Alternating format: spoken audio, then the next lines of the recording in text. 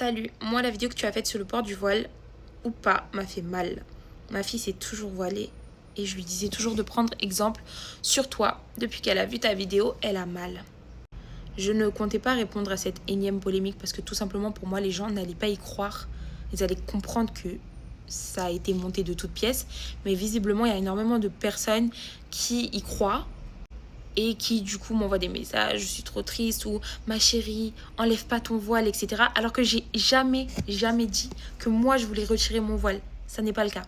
Aujourd'hui, on parle de mon identité. J'ai fait tout un rebranding autour du voile. Ça a changé ma vie. J'ai un business autour du voile. Aujourd'hui, je peux pas laisser les gens dire que moi, je salis le voile ou que je dis que je veux l'enlever ou quoi que ce soit. Non.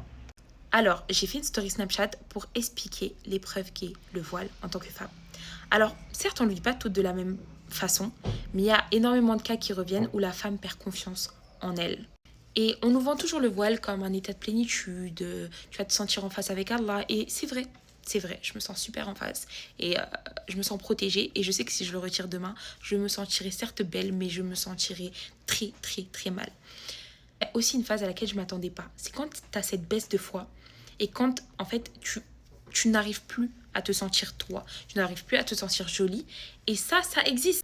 Donc aujourd'hui, en tant que créatrice de contenu, influenceuse, c'était important pour moi de partager ce ressenti-là. Parce que les femmes ont besoin de parler. Les femmes ressentent des choses, mais elles ne savent pas si elles sont les seules. Elles ne savent pas. Donc aujourd'hui, c'était mon rôle à moi de partager ce sentiment et de leur montrer qu'elles ne sont pas seules, mais que c'est une étape du processus. C'est ok et c'est normal et elles vont surmonter cela. Donc malgré tout ça, je n'ai jamais, mais jamais de ma vie voulu le retirer, d'accord? C'est sûr que des fois, je regarde mes anciennes photos, je me dis, ah, j'étais belle. Mais j'ai fait le plus dur. Aujourd'hui, j'ai fait le plus dur. J'ai supprimé mes vidéos. Je suis passée à autre chose, en fait. Donc, je ne peux pas revenir en arrière. Je le vivrais très mal, très mal, si je revenais en arrière. Donc, s'il vous plaît, arrêtez de croire tout ce que vous voyez sur les réseaux sociaux. La désinformation, c'est hyper grave sur les réseaux sociaux. C'est pour ça que j'aime pas trop poster des vidéos autre part que TikTok.